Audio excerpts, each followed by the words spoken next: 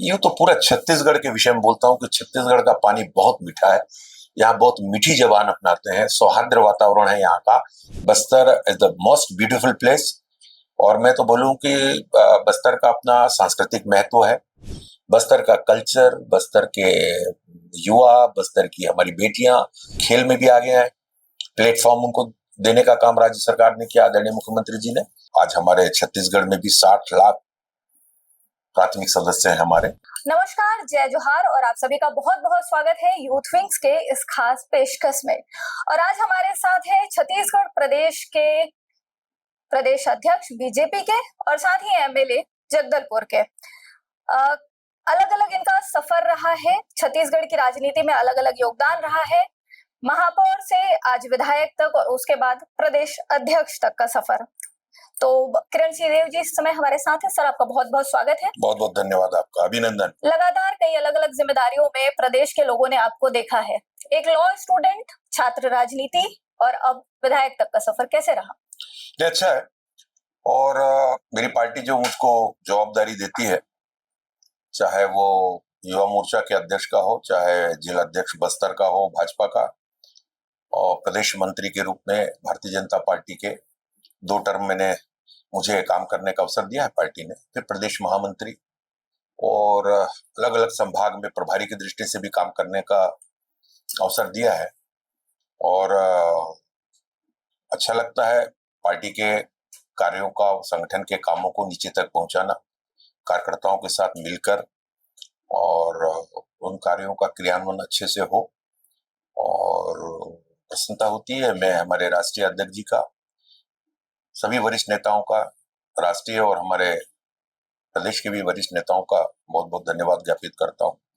हमेशा मैंने ये कहा है कि बस्तर से निकल के एक छोटे से कार्यकर्ता के ऊपर और इतना विश्वास प्रकट किया है। मेरी पूरी कोशिश होती है कि उनके विश्वास पर खरा उतरूं। तो आज के इस एपिसोड में हम माननीय के साथ बात करेंगे अलग अलग विषयों पे, क्योंकि बस्तर से आते हैं तो बस्तर देश का एक ऐसा विषय है जो नक्सलवाद की वजह से प्रभावित भी है, पर अपनी खूबसूरती की वजह से चर्चा में भी रहता है। और बीजेपी को प्रदेश इसमें इस वक्त 4 इंजन वाली सरकार चलाने की बात भी कही जा रही है। तो अगला प्रश्न जो है वो हम बस्तर से ले लेते हैं।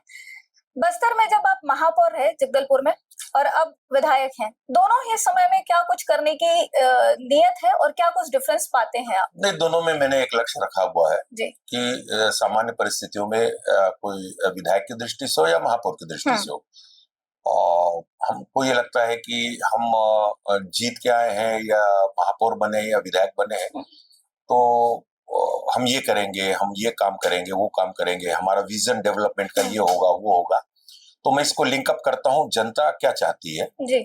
वास्तव में, क्षेत्र क्या चाहता है, डेवलपमेंट की दृष्टि से हमारे क्षेत्रवासी क्या चाहते हैं, किस तरीके से वहां पर किस क्षेत्र में विकास हो। महापौर के काम नगर क्षेत्र तक रहते हैं, निहित रहते हैं। तो नगर के विकास की दृष्टि से और समय समय पर वहाँ की जो संस्थाएं हैं, समाज है, वर्ग के लोगों के साथ, विभिन्न वर्गों के साथ बैठकर, और उन लोग की क्या अपेक्षाएं, एक महापौर की दृष्टि से नगर निगम को सुविधा देने की दृष्टि से, तो मैंने वो प्रयास किया। उसके बाद विधायक की दृष्टि से, और ये क्षेत्र बड़ा हो जाता है, पंचायतों का क्षेत्र सम्मिलित हो जाता है इसमें, तो ग्रामीण क्षेत्र और नगरीय क्षेत्र परस्पर दोनों ही क्षेत्रों में डेवलपमेंट और सरकार की योजनाएं, जिस तरीके से डबल इंजन की सरकार हमेशा कहते हैं, आदरणीय प्रधानमंत्री जी की जो कल्याणकारी योजना है, गांव के लिए, गरीब के लिए, किसान के लिए, सभी समाज, धर्म, जाति, संप्रदाय, और इसी प्रकार आदरणीय मुख्यमंत्री विष्णुदेव साई जी की जो सुशासन की व्यवस्था है, उनकी जो योजनाएं हैं, उसको नीचे तक किस तरीके से हम उसमें पहुंचाएं। और लक्ष्य यह है कि अंतिम पंक्ति पर खड़े हुए अंतिम व्यक्ति तक उस योजनाओं का लाभ पहुंचे, जिन योजनाओं के लिए वो हितग्राही है, शीघ्र वे लाभार्थी में परिवर्तित हो।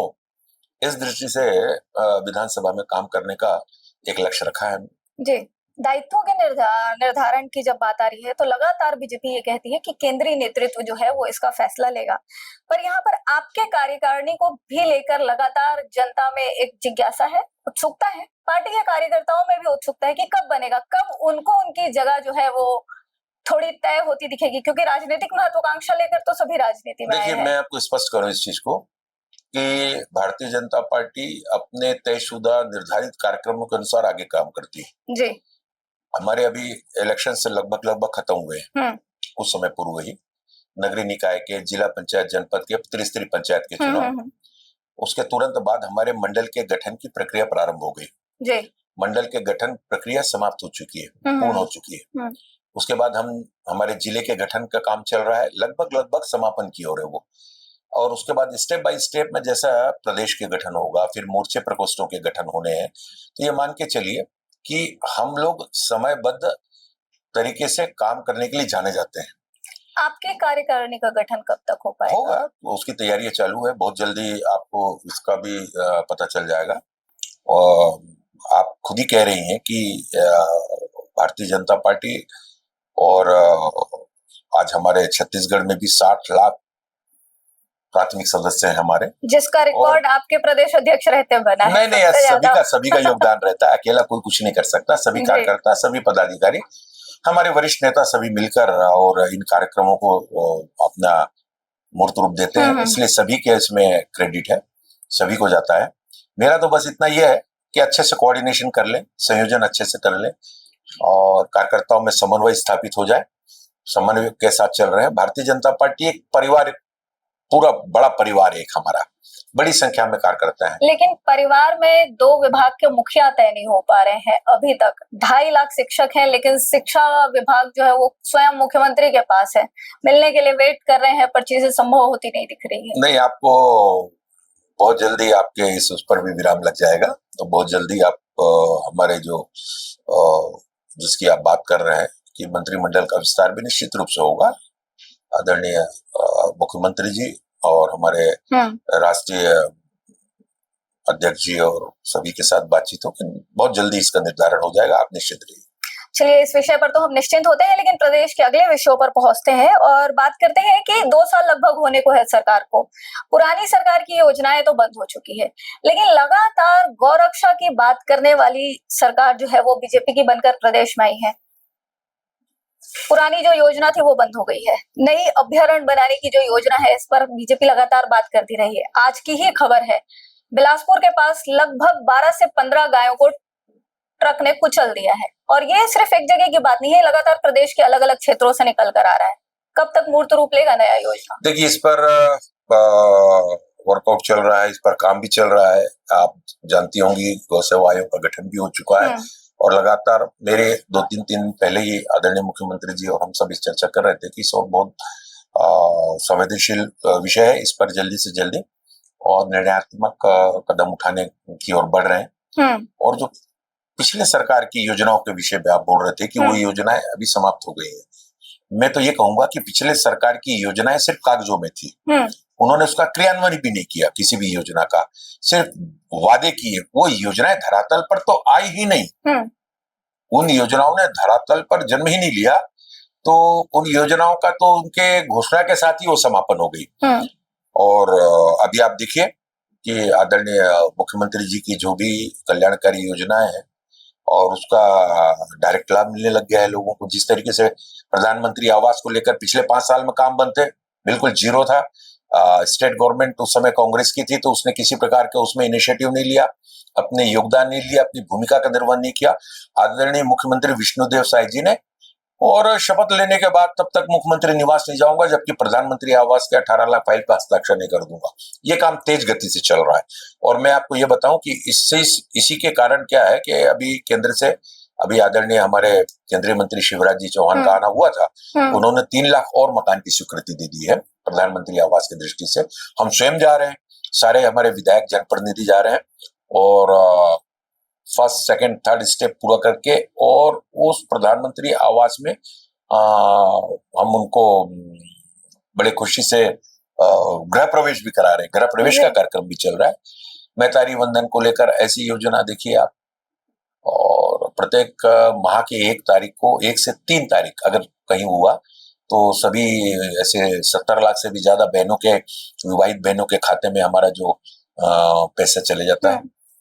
तो हम तो हमेशा कहते हैं कि भारतीय जनता पार्टी जो कहती है वो करती है, और ऐसी कई प्रकार की योजनाएं उनकी। अभी नियर नल्ला नार एक बहुत ही महत्वपूर्ण योजना है उनका, उस पर अब काम चालू है, वर्कआउट हो रहा है उस पर। सभी प्रकार की उन गांवों को, मेरा अच्छा अपना गांव, ये उसका हिंदी में हुआ है, उसमें सभी प्रकार की सुविधाएं, शासन की योजनाएं के प्रधानमंत्री आवास हो तो पानी की व्यवस्था, स्वास्थ्य की, शिक्षा की, स्कूल खोलना उन जगहों पर जो नक्सलाइट इफेक्टेड एरियाज है उनको चिन्हांकित करके काम लिया जा रहा है। विद्युत की व्यवस्था हो रही है वहां पर।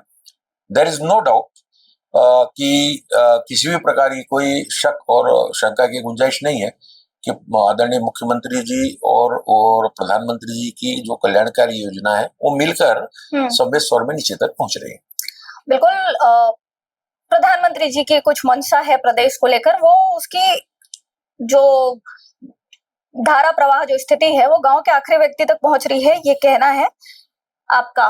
पर यहाँ पर एक प्रश्न ये भी उठता है कि नियत नेल्लारार योजना की आप बात करें तो लगातार अभी मैं बस्तर में भी थी जब बीजापुर वाला अटैक चल रहा था, जब वहां पर नक्सलियों को खोज खोज कर कार्रवाई उन पर की जा रही थी, मारा जा रहा था। लगभग आज नक्सल खत्म होने की कागार पर है, ये आपकी सरकार दावा करती है। लोगों के मन से एक बहुत वाजिब सा प्रश्न निकल कर आया है, ऐसा मुझे लगता है कि बस्तर पंडोम हो गया है, बस्तर को खाने की तैयारी है। इस पर आप क्या कहेंगे? मुझे खुद ही आश्चर्य होता है, आपके प्रश्न में ही आपका उत्तर समाहित है।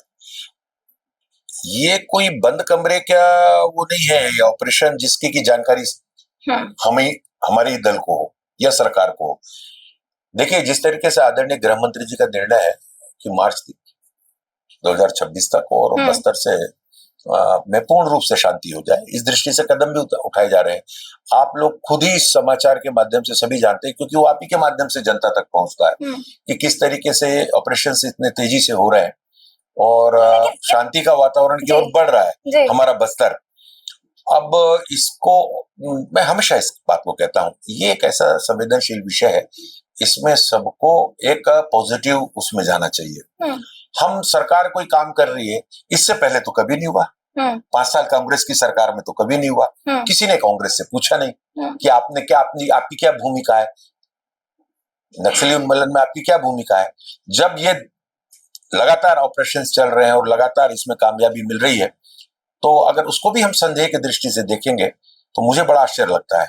ये सारा देश जान रहा है आज के डेट में, और आप ही लोग के माध्यम से जान रहा है कि कितनी लंबी लंबी दिनों तक ये चल रहा है। बीजापुर की घटना को बोले आप, 45-46 डिग्री में जवानों ने किस तरीके से अपना, तो उनका मनोबल कमजोर नहीं करना चाहिए, उनको आपको मनोबल बढ़ाने की दृष्टि से हमको आगे बढ़ना चाहिए। और जितनी सफलता मिल रही है ये सारा छत्तीसगढ़ भी जान रहा है और देश भी जान रहा है इसमें। बिल्कुल, इसमें कहीं कोई दो राय नहीं है कि नक्सल खात्मा तो हो रहा है, लेकिन दूसरा प्रश्न ये भी उठता है कि बस्तर जाना जाता है अपनी सांस्कृतिक और प्राकृतिक धरोहर के लिए। इसकी श्योरिटी कितनी है कि ये जो सारी चीजें हैं ये एज इट इज रहेंगी? इतने अलग अलग तरीके के हमारे पास आदिवासी भाई बहनों की जनजाति है जो रहते हैं वहां पर, इतनी अलग अलग सभ्यता संस्कृति है जिसको हम शायद रायपुर में भी बैठकर ना देख पाए। इसको सेफ और सही रखने वाली जो चीजें हैं, इसके लिए क्या आप लोगों के पास तैयारी है? देखिए, इसके पहले जो प्रमाण है आदरणीय मुख्यमंत्री जी ने, देखिए पंडुम एक आपने ये विषय उठाया, पंडुम ऐसे है कि 7 अलग अलग प्रकार के हमारे जनजातियों के वहां पे 7 वहां की वेशभूषा से परिचित कराने का, खान पान से परिचित कराना। बस्तर की खूबसूरती यह है कि हर 20, 25, 26 किलोमीटर में बोली चेंज हो जाती है। उनका पहनावा, खान पान, उनके वाद्य यंत्र, उनका नृत्य, उनका पहनना, सांस्कृतिक जो उनका कल्चर है जो, उसको लेके बस्तर पंडुम का एक लंबा कार्यक्रम वहां पे हुआ। आदरणीय गृह मंत्री अमित शाह जी का उसमें आगमन हुआ समापन पर। आई वॉज देयर, मैं भी था वहां। उसके अलावा आपको मालूम होगा कि हमारे बस्तर के सुदूर वनांचल से और एक वहां के युवाओं के लिए बस्तर ओलंपिक का आयोजन हुआ। बस्तर ओलंपिक का आशय ही था कि वर्षों से वहां पे हमारी जो दबी कुचली प्रतिभाएं हैं, वनवासी क्षेत्र में रहने वाले हमारी युवा साथी हैं, हमारी बेटियां हैं, इन लोग की प्रतिभा का एक मंच पर लाना और उसको सिर्फ राज्य स्तर पर नहीं, उसको प्रदेश से बाहर निकलकर देश के स्तर पर उसकी पहचान बनी। बस्तर ओलंपिक उसका एक सशक्त माध्यम बना। आदरणीय गृह मंत्री जी का उसमें भी आना हुआ था समापन में, और ये लंबे समय तक चला। कई प्रकार के खेल जो होते हैं, पारंपरिक खेल हो या वो खेल जो आज राज्य स्तर पर और केंद्र राष्ट्रीय स्तर पर उनके मापदंड तय हुए हैं कि खिलाड़ी वहां से निकल के जाए, और मैं आपको बताऊं कि पहले जब इसकी योजना बनी, ऐसा मुझे लगता है उस समय इतनी सफलता नहीं मिलेगी, ऐसा करके 1,60,000 रजिस्ट्रेशन हुए उसमें। 1,60,000 बस्तर के वनांचल क्षेत्र के सुदूर अंतिम स्तर तक के, और सभी प्रकार के जो दौड़ है या अन्य खेल है वहाँ के, और आपका फुटबॉल है, वहाँ वॉलीबॉल है, इस तरीके से पारंपरिक खेलों को भी लेके इतने रजिस्ट्रेशन हुए, इतना उत्साह आया। ये दोनों एक दूसरे से रिलेटेड है, दोनों एक दूसरे से रिलेटेड है। बस्तर का कल्चर, बस्तर के युवा, बस्तर की हमारी बेटियां, और खेल में भी आगे हैं। प्लेटफॉर्म उनको देने का काम राज्य सरकार ने किया, आदरणीय मुख्यमंत्री जी ने। निश्चित रूप से इस तरीके के प्रयास निरंतर जारी रहेंगे, प्रतिवर्ष होंगे, और समय समय पर अन्य सांस्कृतिक महत्व को बढ़ाने की दृष्टि से भी। और नारायणपुर का मलखान की टीम वो आज विदेश में जाके अपना कर्तव्य दिखा रही है। बिल्कुल, तो बच्चे निकल रहे हैं वहां से, आगे बढ़ रहे हैं। आगे बढ़ते बढ़ते हम भी अपने प्रश्नों में आगे बढ़ते हैं और बात करते हैं प्रदेश की सड़क व्यवस्था पे। पिछले दिनों एक जगह का कवर्धा के आसपास का है, लोग नाराज हैं, सड़कों में कीचड़ इतना था कि वहीं थरा लगा दिया। स्पेसिफिक किसी प्लेस में ऐसा आपने सुना होगा? कवर्धा गृह मंत्री का। हाँ, स्पेसिफिक प्लेस में किसी सुन, देखिए ये आपको कोई ना कोई कहीं ना कहीं रहता है। मैं भी रहता हूँ, प्रदेश अध्यक्ष भी रहता है बस्तर में, जगदलपुर में, हमारे नगर निगम में, और हम लगभग 104 करोड़ के हम काम कर रहे हैं सड़कों के। अभी प्रधानमंत्री जी ने, उनका धन्यवाद दूंगा, आदरणीय मुख्यमंत्री जी का धन्यवाद दूंगा, हमारे लोक निर्माण विभाग के मिनिस्टर, हमारे उप मुख्यमंत्री रघुवर साहु जी का धन्यवाद दूंगा। आज 4 लाइन हमारे केशकाल से धमतरी से 4 लाइन जगदलपुर तक वो स्वीकृत हो गया है। हमारे केशकाल के अब बाईपास का टेंडर हो चुका है रोड का। 5 साल में जो दुर्गति करके रखी थी कांग्रेस ने छत्तीसगढ़ की, अब उसको एकदम से आप बोले कि 1 साल में एकदम जादू का वो छड़ी निकाल के ठीक कर दें, लेकिन ये है कि प्रक्रिया में आ चुका है, और सड़कों का जिस तरीके से तेज गति से काम चल रहा है, स्पेसिफिक कहीं 1 2 4 ऐसा दिखेगा, वो स्वाभाविक है। उस पर निश्चित रूप से आपने खुद ही बताया है, गृह मंत्री जी का क्षेत्र है, बहुत जल्दी हो जाएगा। मैं कल ही आया हूँ उस क्षेत्र से, ये भी बता दूं मैं आपको। कल अर्ली मॉर्निंग में पहुंचा हूँ, मेरा मध्य प्रदेश जाना हुआ था, गढ़ा, वहां से वापस आते समय 3 बजे रात को ही मैंने वहां से क्रॉस किया है। तो पिछली बार से वो पूरा बेल्ट मेरे को पहले से बहुत बेहतर दिखा है। जो बचा कुछ है निश्चित रूप से वो भी होगा, ऐसा मेरा पूरा विश्वास है। नकल घोटाले को लेकर क्या कहेंगे? बेरोजगारी के बाद एक मामला पिछली सरकार में बहुत उजागर हुआ, पीएससी घोटाला, जिसको लेकर वो सरकार भी गिरी। कहीं ना कहीं उस सरकार के गिरने में वो घोटाला भी बहुत बड़ा योगदान अपना उसने किया है। इस बार जो आया है पीडब्ल्यूडी के एग्जाम में चीटिंग करने वाला काफी वायरल वीडियो है, इसको लेकर क्या कहेंगे? प्रदेश की परीक्षा व्यवस्था इतनी लचर कैसे हो सकती है? देखिए, फिर मैंने कहा ना कि ये आप स्पेसिफिक बोल रहे हैं, अगर इसमें कहीं कोई गड़बड़ी हुई है तो विष्णुदेव साय जी की सरकार है, जीरो टॉलरेंस पे काम कर रही है। मैं आपको विश्वास के साथ कह सकता हूँ कि संज्ञानता की दृष्टि से जहां जहां जिस तरीके के इस तरह के मामले आएंगे, उसमें निश्चित रूप से सरकार ठोस कार्रवाई कर रही है और करेगी भी। पिछला इतना बड़ा घोटाला हुआ पीएससी घोटाला का, और उस पर भी हमने, भारतीय जनता पार्टी ने विगत चुनाव के पूर्व में वचन दिया था कि इन घोटालों का पर्दाफाश करेंगे अगर सरकार बनी तो, और दोषियों पर कार्रवाई भी करेंगे। और कार्रवाई भी हुई है, पर्दाफाश भी हुआ है, और उसमें जांच दल ने अपना बहुत मजबूती से काम किया है। अगर यहाँ किसी प्रकार का कोई मामला होगा, निश्चित रूप से मुख्यमंत्री संज्ञान लेंगे उसमें। पहला प्रश्न कि आप 2 पदों पर हैं, प्रदेश अध्यक्ष भी और विधायक भी, तो जब भी कोई प्रदेश का फैसला होता है सरकारी तौर पर, शासन के तौर पर, तो क्या वो पार्टी लाइन के लिए मायने रखता है? और कभी अगर पार्टी लाइन का फैसला हो रहा है तो क्या ये आप देखते हैं कि कहीं ये सरकार को अफेक्ट तो नहीं कर रहा है? देखिए, मैं एक तो स्पष्ट कर दूं इसको कि हमारी एक सीमा है, लिमिटेड।